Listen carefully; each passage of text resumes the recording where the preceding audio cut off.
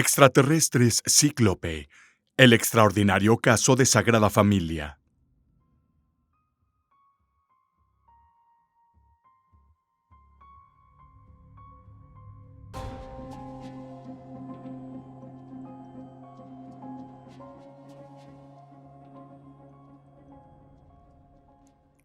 Desde que tenemos memoria, la humanidad siempre ha estado fascinada por la existencia de extraterrestres, representados en nuestro imaginario colectivo como pequeños extraterrestres verdes. El planeta Tierra parece ser el lugar perfecto para sus pequeñas visitas sigilosas. Entre secuestros y extrañas luces en el cielo, los avistamientos de ovnis han aumentado cada vez más a lo largo de los años, junto con testimonios de quienes han sido afectados. Hoy investigaremos un incidente menos conocido, pero no menos significativo. Es uno de los casos más extraordinarios de avistamientos de ovnis y ocurrió en el distrito de Sagrada Familia, en Belo Horizonte, ciudad y capital del estado de Minas Gerais, en Brasil.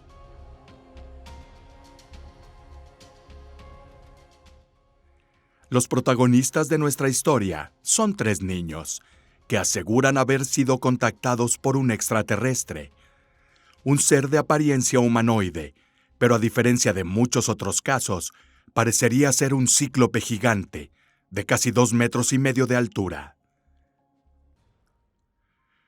Durante la última ola de observaciones de ovnis a mediados de 1965, una noticia más que sorprendente fue publicada en el famoso periódico de Belo Horizonte, o Diario. Según el artículo, 3 niños habían visto 2 años antes, en 1963, un objeto volador extraño, con varios miembros de tripulación en su propio patio, fuera de su hogar.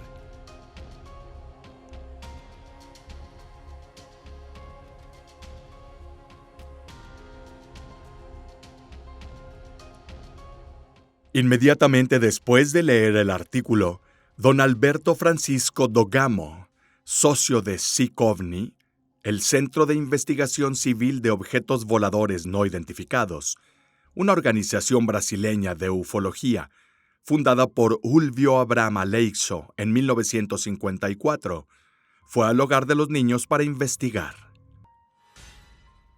De esta investigación que vamos a analizar, surge un caso clásico de la ufología brasileña.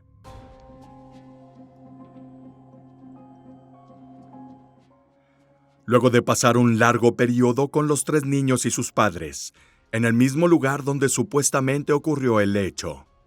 Esto es lo que se desprende del informe elaborado por el señor Dogamo. Fecha de lo sucedido: agosto 28, 1963. Entre las 7 y 7:30 p.m., hora local. Duración de 10 a 15 minutos. Lugar: Conselheiro Lafayette, número de calle 1553. Distrito de la ciudad de Sagrada Familia, Belo Horizonte, Minas Gerais, Brasil.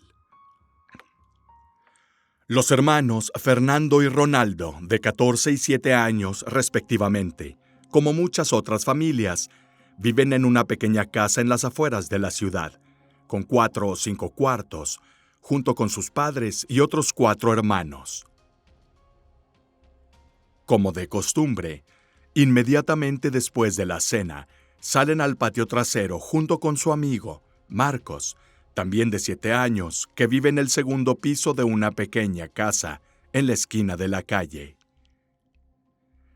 Su intención de esa tarde, como muchas otras tardes, a petición de su madre, era lavar una vieja cafetera con agua de la cisterna, ubicada al lado de un pequeño pozo en el patio trasero. Saliendo al patio por la puerta trasera, bajando la pequeña escalera de piedra, el niño mayor, Fernando, nota lo bien iluminado que está, pero no le da importancia, porque la luna brilla intensamente en el cielo. El patio también es una especie de jardín lleno de flores, con su pozo y pequeños arbustos y macizos de flores bien cuidados, igual que algunos árboles frutales, un árbol de aguacate y un árbol de mango. Su amigo Marcos, siempre el primero en querer hacer las cosas, rápidamente se acerca al viejo barril de petróleo, usado durante muchos años como depósito de agua. El barril está casi vacío, por lo que el niño se dirige al pequeño pozo que está al lado para recoger el agua necesaria para la tarea. La pared del pozo es bastante alta y el niño tiene que inclinarse dentro para accionar la palanca y bajar el balde para recoger agua del fondo. Se inclina tanto que apenas se le ve la cabeza. Solo su espalda y piernas emergen del pozo.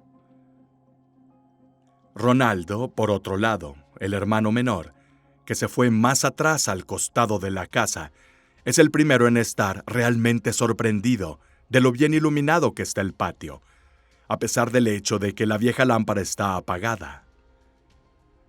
Levantando su cabeza para entender mejor, Ronaldo ve la cosa más increíble del mundo. Flotando en el aire, sobre el patio, lo suficientemente alto como para no haber sido notado por su amigo que intentaba recoger el agua. Hay un objeto esférico que flota, iluminado desde el interior y con paredes transparentes. Está inmóvil sobre el árbol de aguacate plantado frente a la casa. A unos 5 metros del suelo y a 8 metros de los chicos que lo miraban.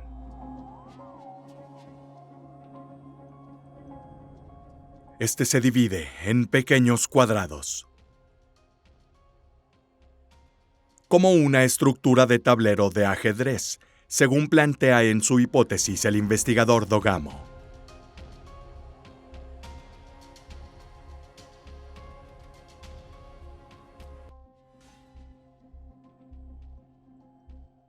Paralizado por lo que está viendo, Ronaldo observa la esfera sin palabras.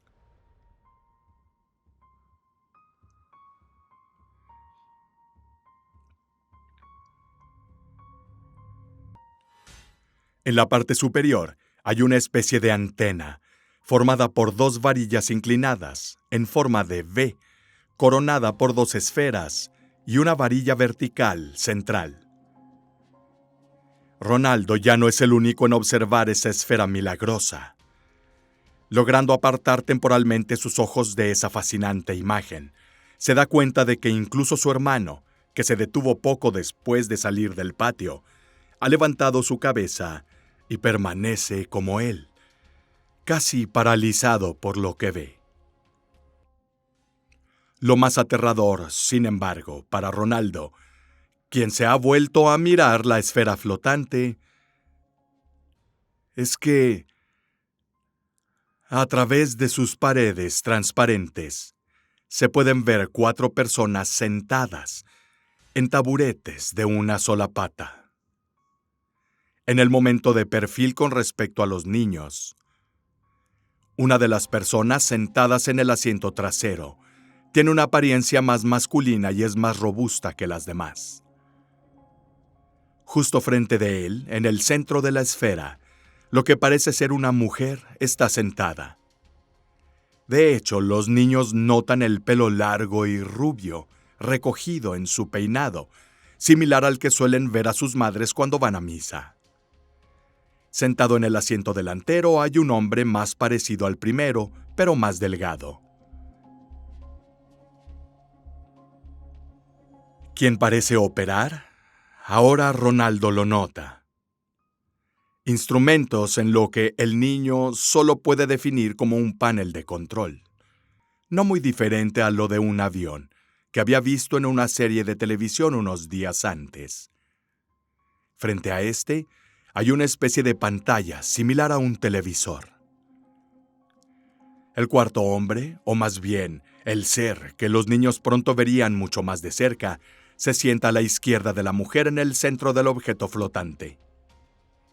Los 4 parecen estar usando una especie de traje de buceo que se adhiere mucho al cuerpo y tienen la cabeza envuelta en cúpulas circulares transparentes o cascos. Su vestimenta también es muy similar y uniforme, como los niños describirán aún mejor en sus dibujos. Su torso está cubierto de algo marrón y por debajo de la cintura, la ropa es blanca hasta llegar a las rodillas, donde hay protuberancias negras que bajan hasta los pies, que los chicos suponen son botas negras. Lo que ahora tanto Ronaldo como su hermano Fernando pueden identificar como los uniformes de la tripulación, parecen estar hechos de cuero y están muy desgastados en las partes correspondientes a extremidades y pecho. Probablemente los chicos piensen que se han usado mucho o son de segunda mano, como casi toda la ropa que ha pasado a Ronaldo por sus hermanos. En cuestión de segundos, antes de que los dos hermanos puedan advertir a su amigo Marcos, aún empeñado en recoger agua del pozo, dos haces de luz paralelos entre sí y de color amarillento dividieron el aire bajo el artefacto flotante, proyectándose hacia el suelo en un abrir y cerrar de ojos cerca de unas flores. Sin ruido perceptible, una escotilla debajo de la esfera se abre, en dos partes que se deslizan en direcciones opuestas. Entre estos dos grandes rayos llenos de luz brillante, uno de los hombres, o mejor dicho, uno de los seres dentro de la nave espacial, hace su descenso al suelo, flotando en posición vertical hasta tocar suavemente la tierra batida del patio. Los hermanos ahora pueden ver completamente a la extraña criatura que se asemeja a un hombre. Después de colocar ambos pies en el suelo, se dan cuenta de que el ser no mira a su alrededor y no parece desorientado. Quizás flotar en el suelo sea una actividad diaria para él, pensó el mayor. En cambio, el ser se dirige sin demora hacia Ronaldo y Fernando, quienes, aún inmóviles, casi como pegados a su casa y aún atónitos por el suceso, no han advertido a su amigo Marcos. Marcos, con la cabeza completamente metida en el pozo y sin haber notado aún nada, desconoce la situación. El ser se mueve con una puerta pesada. Su brazo se balancea un poco lejos de su cuerpo y le recuerda a Ronaldo, como cuando él carga a su hermano en la espalda por diversión. El ser cruzó ese mismo patio con un paso similar.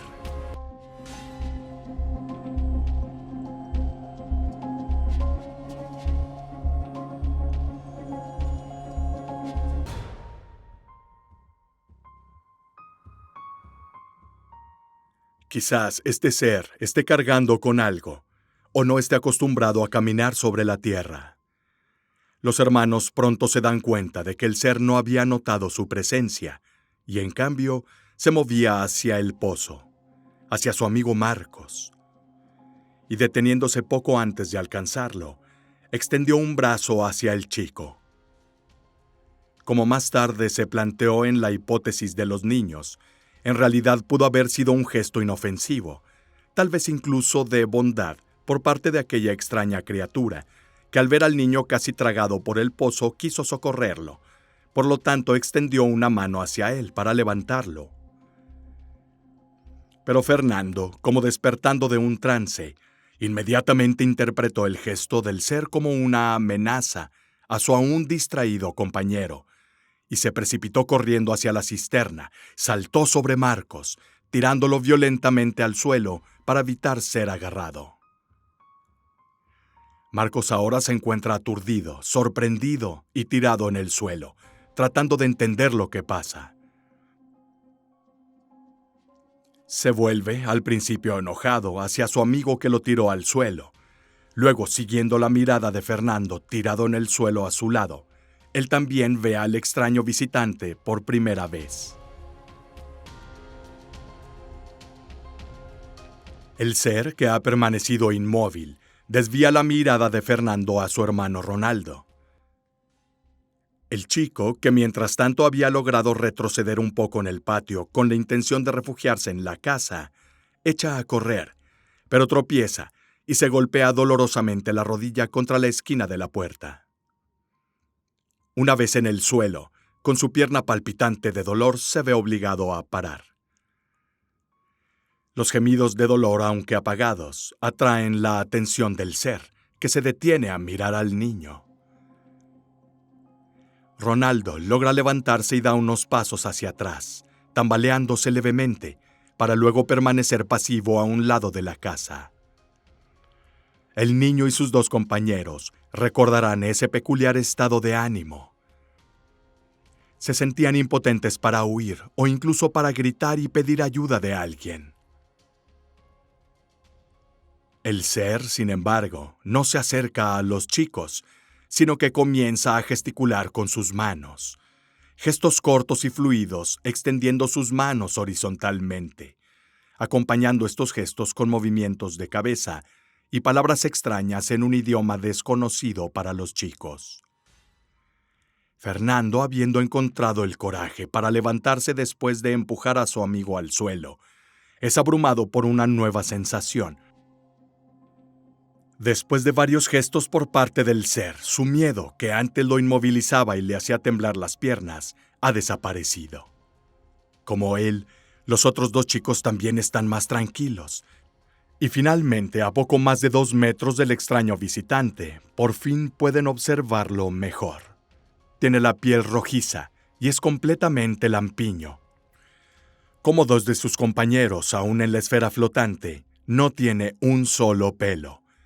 Los chicos saben que no hay gente calva en su vecindario, pero sigue siendo una visión peculiar.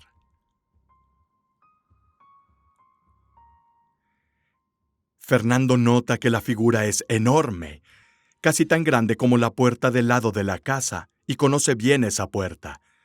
Él y sus hermanos se miden allí todos los años en su cumpleaños. Una vez, para poder entender cuánto tendría que crecer para llegar a la cima, con la ayuda de su padre, había medido la totalidad de la puerta.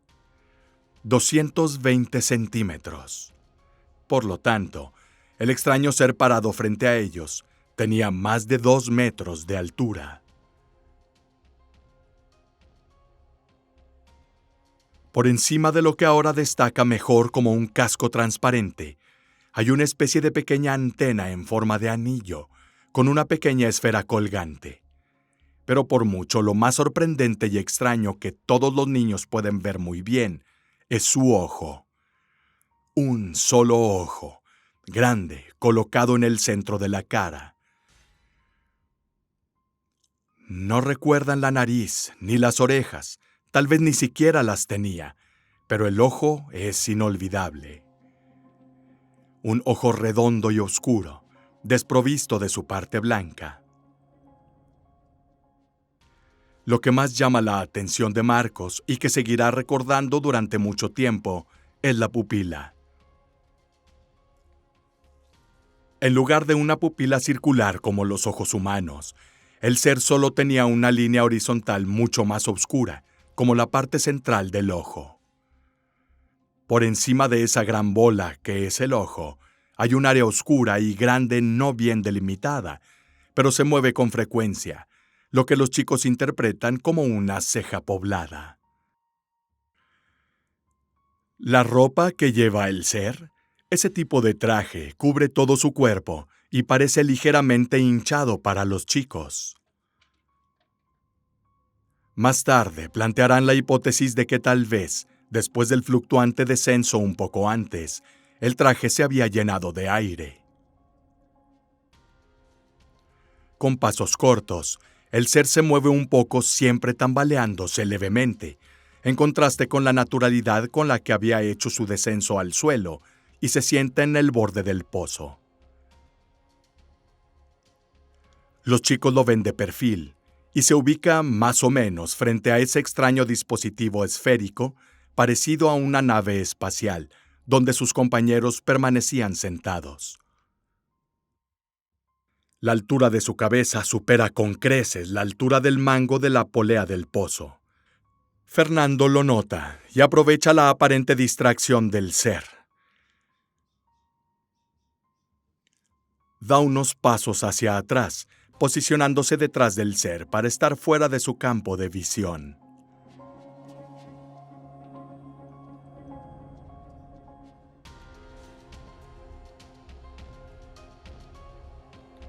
Agachándose ligeramente, recoge un trozo de ladrillo del suelo y levanta el brazo para arrojárselo al ser. Aprovechando su posición, habría golpeado al ser por la espalda sin ser visto. Quería golpearlo, Fernando confesó más tarde en una entrevista. Inexplicablemente, sin embargo, como si lo hubiera sentido sin siquiera verlo, el ser salta a sus pies. Se vuelve hacia el niño con un rápido movimiento y expulsa de una superficie rectangular colocada a la altura del pecho un chorro de luz amarilla que en un abrir y cerrar de ojos llega a la mano del niño. Sin que Fernando se dé cuenta, le tiembla la mano y se le afloja, haciendo que el ladrillo caiga al suelo. Los chicos notan que el ser intercambia una mirada rápida con la esfera que flota sobre ellos, recibiendo un rápido gesto de su acompañante, sentado en el asiento delantero a cargo de la instrumentación, interpretado por los niños como un gesto de disuasión. En ese momento, los chicos pueden ver con más claridad que este otro tripulante también tiene un solo ojo. En el breve momento en el que el ser frente a ellos se ha vuelto y les da la espalda, los chicos notan la existencia de una caja color cobre en la espalda del ser, pegada a su ropa. ¿Conoces ese color que aparece cuando miras un cable eléctrico? Preguntaría después Fernando al tratar de describir el color de la caja. Volviéndose hacia los chicos una vez más, luego de ese breve intercambio con su compañero en la nave espacial, el ser intenta comunicarles algo. Un idioma muy extraño, una voz extremadamente grave y muchos gestos con las manos, la cabeza y el ojo. El ser parece hacer un esfuerzo para ser entendido por los niños, que solo pueden observarlo pasivamente. Al crear un círculo con su dedo índice y pulgar, el ser traza diferentes círculos en el aire a su alrededor, y hace lo mismo con el dedo índice de la otra mano. Todo esto sin dejar de hablar. Posteriormente, después de tomar un breve descanso, probablemente para recuperar el aliento, señala a los tres niños y con cierta dificultad, como Fernando nota, intenta juntar la palma de sus manos junto a su cabeza. El clásico gesto que se hace cuando quieres expresar que tienes sueño o quieres irte a la cama, concluyó Ronaldo. Tras lo cual, el ser señala la luna con un gesto no demasiado rápido y una progresiva elevación de la mano como para indicar un vuelo en esa dirección. Los niños no pueden entender lo que el ser les quiere decir, pero lo miran. Como si finalmente hubiera terminado un discurso, el ser se da la vuelta y caminó lentamente hacia la nave espacial, desandando el camino que ya había hecho anteriormente. Los niños están asombrados. Este encuentro fue tan aterrador al principio que uno preferiría que no sucediera. Estaba a punto de terminar. Al verlo partir, el pequeño Marcos pregunta casi con ansiedad a su amigo Fernando, que está cerca de él: ¿crees que volverá?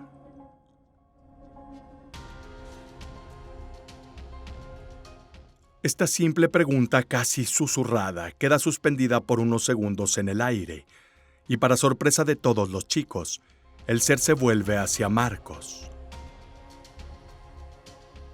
Con su cabeza, hace varios movimientos verticales, como si asintiera a la pregunta de Marcos. Luego, reanudando su viaje, se inclina sobre un macizo de flores, y desde allí con su mano izquierda recoge una planta. Con esta en sus manos, da los últimos pasos que necesita para llegar al punto donde había descendido. Con su brazo, hace un breve gesto hacia la nave espacial y los dos rayos de luz reaparecen como chorros que conectan el dispositivo flotante con el suelo. Con la sencillez y ligereza con que había descendido, el haz vuela hacia arriba entre las dos bandas de luz, suavemente, y siempre en posición vertical. Ya no está mirando a los niños, su cabeza está levantada hacia el cielo. Después de regresar al dispositivo y sentarse junto a sus compañeros, los niños todavía pueden ver los dos rayos de luz, aunque ahora están un poco descoloridos. Inmediatamente después, el artefacto emite un fuerte resplandor y se eleva silenciosamente, en dirección oblicua hacia el este, como será más adelante averiguado, desapareciendo de repente y apenas siendo notado por los niños, que quedan asombrados, y ahora solo iluminados por la luz de la luna. Después de unos momentos, como si se les hubiera quitado un velo o se les hubiera dado permiso a los niños para moverse de nuevo, los niños se sienten libres y esa sensación de tranquilidad va desapareciendo. Inmediatamente corren a la casa gritando por Donna Malia, la madre del hermano, casi gritando. La mujer, que estaba acostando a su hijo menor en un cuarto cerca de la entrada trasera, no había notado ningún cambio en el ambiente durante los pocos minutos que el extraño encuentro había tenido lugar en el patio, a excepción de un fuerte y breve destello de luz proveniente de la ventana. Sin embargo, ese destello fue extraño. La mujer luego explicaría por qué no había posibilidad de que la luz de un auto pudiera impactar contra las ventanas de la casa y por lo tanto producir esa luz. Pero la mujer no le había prestado mucha atención a esto, hasta que los niños entraron a casa gritando: «¡Mamá, mamá! ¡Ven a ver qué cosa tan horrible!». Además de la agitación y el poder de sus hijos, lo que impresiona a Donna María es el hecho de que su vecino, el pequeño Marcos, entra corriendo a la casa con los otros niños, yendo directamente a esconderse debajo de la cama, donde parece encogerse de terror. Aunque todavía era joven, la mujer recuerda nunca haber visto a Marcos tan asustado como para esconderse así. Incluso tendrían que ir a llamar a su padre a la esquina de la calle para sacarlo de su escondite. En el momento del incidente, el señor Alcides, el padre de los hermanos Fernando y Ronaldo, está como en una velada cualquiera, en el bar del barrio hablando con sus amigos. De repente, una de sus hijas entró corriendo al bar. Su madre la había mandado a buscarlo. «Papá, unas personas extrañas han entrado en nuestro patio trasero». Sin entender lo que dice la niña, el hombre inmediatamente corre de regreso a casa, asustado, e intenta que los niños le expliquen lo que pasó. Tras varios minutos de incredulidad, el hombre es conducido al patio y examina el suelo, siguiendo las instrucciones de los niños.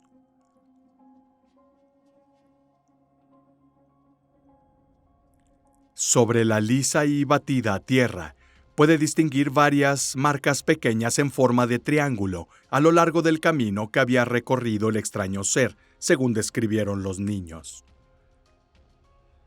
Las huellas son bastante profundas, de 1,5 centímetros de tamaño, y hacen pensar al padre que solo algo muy pesado pudo haberlas creado. El padre del niño esa misma noche volvería con sus amigos en el bar para contarles la increíble historia que les había pasado a sus hijos. Pero, a pesar de la invitación para ir y ver con sus propios ojos las señales indiscutibles dejadas por el extraterrestre, su reacción, así como la de todo el vecindario, sería una de completa incredulidad, y ni el padre ni los niños serían tomados en serio. Solo un ex vecino querrá que le muestren esa misma noche las huellas dejadas en el jardín. En cuanto a su madre, Donna María, su preocupación aumentará cuando se dé cuenta de que, por un buen tiempo, los niños se negarán a salir al patio por la noche, lo cual es completamente contrario a sus hábitos. Aunque la mujer también confiará a sus vecinos el comportamiento inusual de sus hijos, nadie la escuchará, y su actitud será principalmente de incredulidad. Dona María dirá que ante esta actitud, Fernando, el hijo mayor, solía reaccionar con un tono de dolor y desafío con las siguientes palabras. ¿No quieren creerlo? Bueno, un día terminarán viendo lo que vimos, y entonces quedará claro que no mentimos.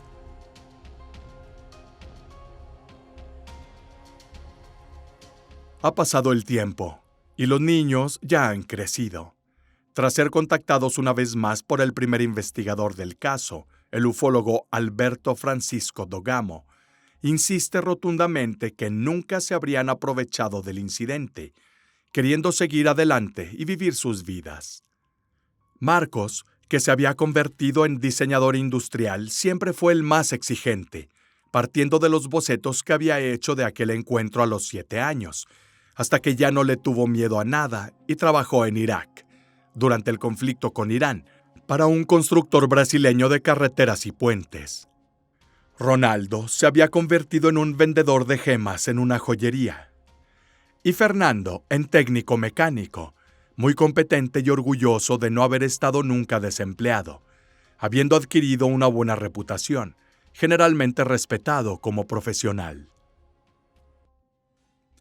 Además, entre las diversas investigaciones que siguieron al hecho, Ulvio Abraham Aleixo, el fundador de SICOVNI, el Centro de Investigación Civil de Objetos Voladores No Identificados, entre los primeros interesados del caso, llevó a cabo una entrevista con los niños 2 años después de su encuentro con el ser extraterrestre, que apareció en su patio esa noche, del 28 de agosto de 1963.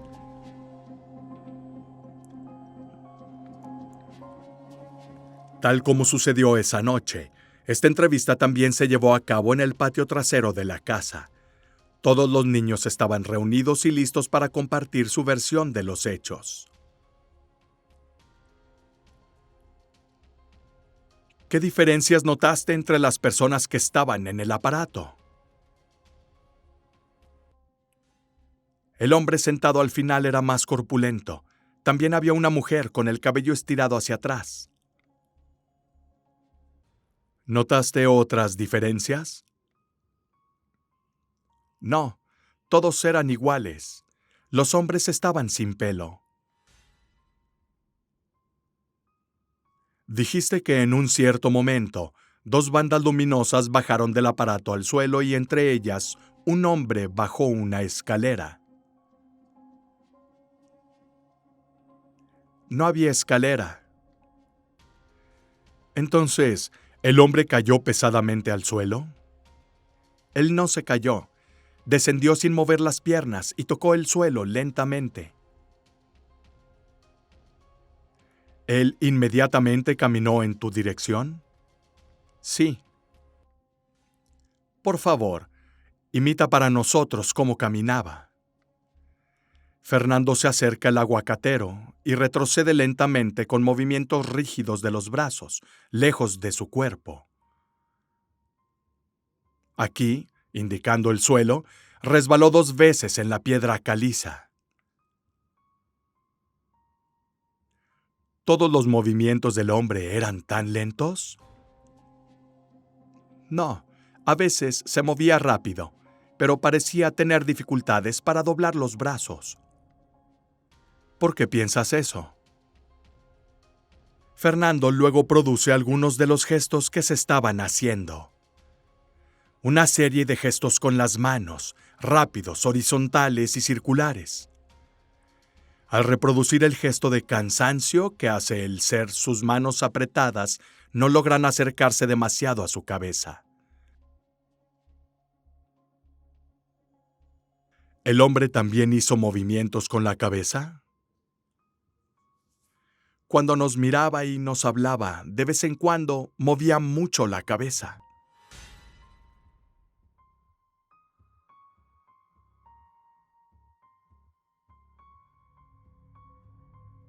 Dijiste que el hombre se detuvo en este punto de la cisterna cuando llegó allí. Luego sucesivamente se inclinó hacia adelante para atrapar a Marcos, que estaba al otro lado de la cisterna, y aproximadamente a 1.5 metros del hombre. ¿Cómo podría un hombre llegar tan lejos? Pero era muy grande. ¿Qué tanto? Del tamaño de esa puerta, dice señalando su casa. Después de empujar a Marcos lejos del hombre, ¿qué hizo después? Movió sus manos, así. Fernando luego reproduce los rápidos movimientos horizontales. Después de eso, mi miedo se fue. Entonces se sentó aquí. El niño indica el borde de la cisterna y muestra cómo el hombre estaba sentado, con los hombros hacia los niños. Mientras él miraba hacia la esfera sobre el árbol de aguacate, tomé un trozo de ladrillo del suelo para tirárselo.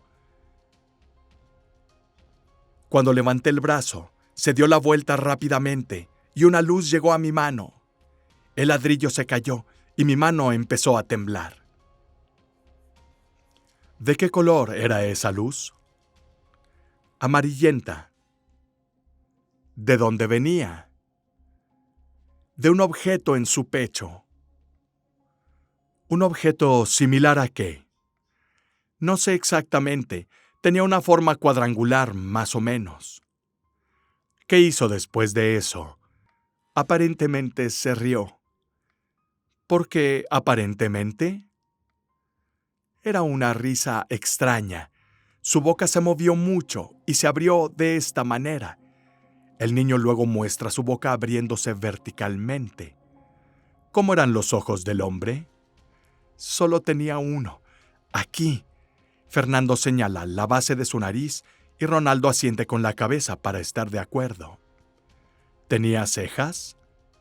Tenía algo que parecía una ceja sobre el ojo.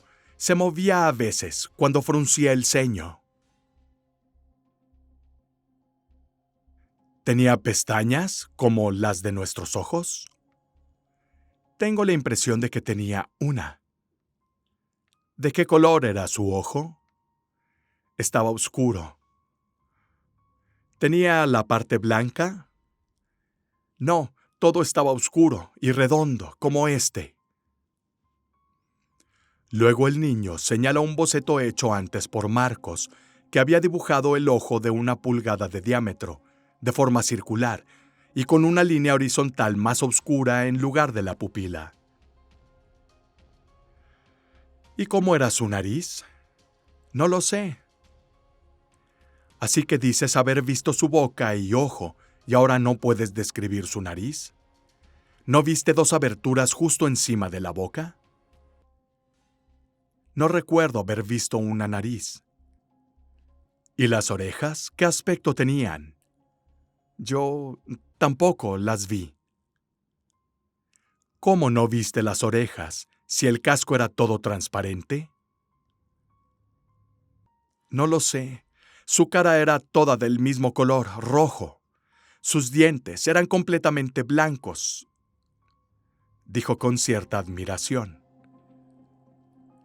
Tenía estos dientes de aquí mucho más grandes que los otros, apuntando a los caninos. Marcos entonces interrumpe. No, los más grandes eran estos, exclamó Marcos señalando sus dientes inferiores. Fernando, nos dijiste que viste la cara del hombre, el color de sus ojos, de sus dientes, su ropa, etc. Por lo tanto, la bombilla del patio trasero estaba encendida. Estaba apagada. ¿Cómo pudiste notar tantos detalles si el hombre estaba de espaldas a la luz que provenía del aparato? Pero la luz de la esfera iluminaba todo esto de aquí. Y también hubo un poco de luz de luna.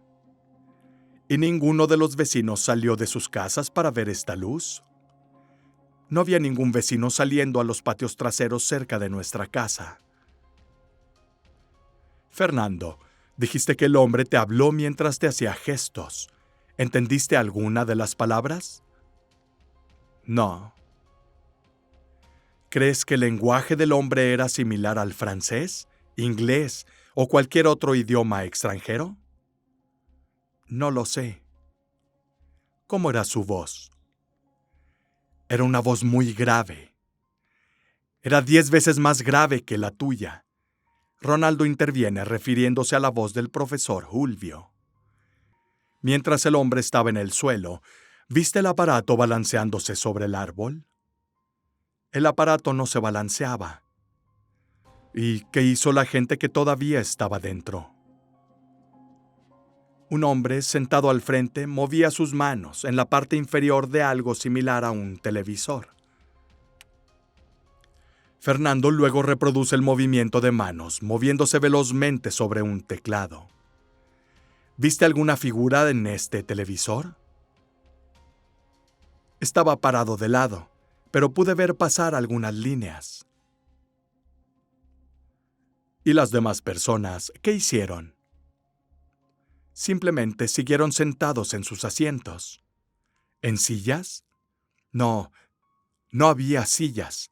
Eran taburetes con una sola pierna. Es cierto que cuando el hombre se alejó y escuchó la pregunta de Marcos, ¿hizo movimientos con la cabeza? Cuando el hombre comenzó a alejarse, Marquiño me preguntó, ¿crees que volverá? Entonces el hombre hizo varios movimientos con la cabeza. Marcos, por favor repite la pregunta que le hiciste a Fernando. ¿Y tú, Fernando, podrías imitar los movimientos del hombre? ¿Crees que volverá? Marcos le preguntó a su amigo. Fernando gira la cabeza hacia Marcos y reproduce en silencio los movimientos que hizo el ser con la cabeza. Ahora, Fernando, por favor imita la forma en que el hombre se fue. Fernando camina lentamente hacia un árbol de aguacate. A mitad de camino se detiene, se inclina hacia la izquierda y recoge una planta del suelo. ¿Qué significa eso? Aquí, el hombre se inclinó y desenterró una planta. Luego pasó por aquí y levantó los brazos. Fernando entonces imita el gesto. Y reaparecerían las dos bandas luminosas. Ascendió entre ellas hasta llegar a la esfera. ¿Y luego? La luz de la esfera se hizo más intensa y empezó a ascender lentamente. De repente hubo un destello de luz y las luces se apagaron en todas partes. La esfera desapareció aquí, detrás del techo. En ese momento parecía que soplaba el viento. ¿No estás seguro de eso?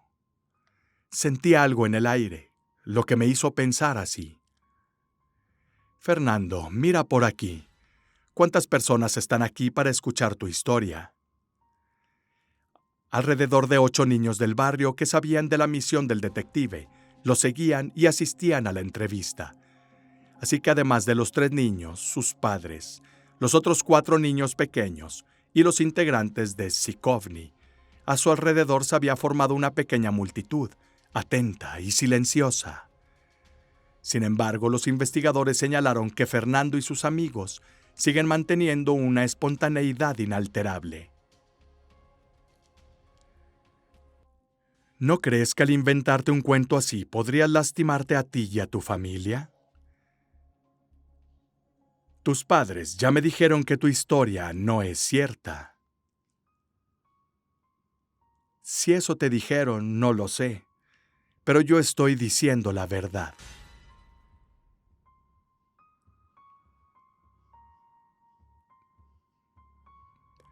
Uno de los últimos contactos con esta historia y con los chicos fue una inspección de 2 entusiastas de los ovnis en el vecindario de Sagrada Familia en 2006.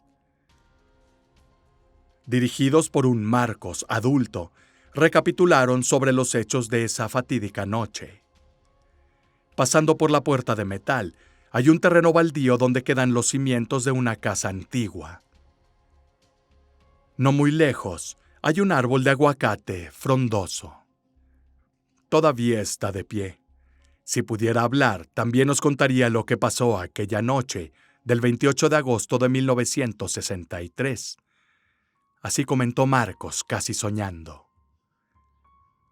Hace muchos años que no estoy aquí, y a pesar de lo que pasó, guardo gratos recuerdos de mi infancia en este barrio de gente sencilla. Allí estaba el pozo y un viejo barril de petróleo donde iba a recoger el agua para lavar una cafetera cuando apareció. El hombre, de 48 ahora, recuerda su infancia, pobre pero feliz, jugando con aros, trompos y ganando algo de dinero para ayudar a la familia, llevando las compras de los que iban a los mercados. Tardé un poco más en ver al gigante que ya caminaba por el patio, porque mi cabeza estaba metida en la boca del pozo. Más tarde me dirían que había descendido entre dos rayos amarillos que se proyectaban hacia abajo desde la esfera suspendida en el aire. Los tres hombres cruzaron el patio y Marcos les cuenta el resto de los hechos hasta que se detienen cerca del pozo. ¿Volverán otra vez?, le había preguntado a Fernando, y los seres parecen entenderme, porque inmediatamente vimos cómo asentía con la cabeza respondiendo a mi pregunta. Es decir, volverán de nuevo. Marcos insiste mirando el árbol de aguacate. El hombre explica que durante un tiempo los chicos evitaban salir de casa por la noche. Entonces el miedo se convirtió en curiosidad, con la esperanza de su regreso, al menos de su parte. Me senté en la baranda del balcón de mi casa, mirando al cielo, esperando que algún día esos seres regresaran. ¿No tenías miedo de que volvieran?, pregunta uno de los dos fans de ovnis. No, porque si hubieran querido hacernos daño, lo habrían hecho ese día inolvidable. Creo que querían ver cómo vivíamos, lo que hacíamos. ¿Aún tienes esperanza de que regresen? La esperanza nunca muere. Me gustaría volver a verlos. Fue muy lindo recordar el evento en este lugar, aunque quede muy poco de la casa de mi amigo. La mía era esa, la de la esquina, señaló emocionado. Como te dije, la infancia me trae buenos recuerdos. Experiencias como estas nunca son fáciles de dejar atrás. Hay quien a toda costa quiere seguir adelante y olvidarse de todo, y aquellos que se quedan estancados en el pasado, tratando de revivir el hecho. Lo cierto es que esta experiencia unió aún más a los tres chicos. Ya sea una simple visita de cortesía, de alguna forma alienígena extraterrestre o algo más. Esa noche, un caso importante de ufología tuvo lugar en la historia. Aparte de las huellas aún cimentadas en el patio, solo quedan los recuerdos de una infancia, una amistad y un pasado que, para bien o para mal, no se irá en cualquier momento.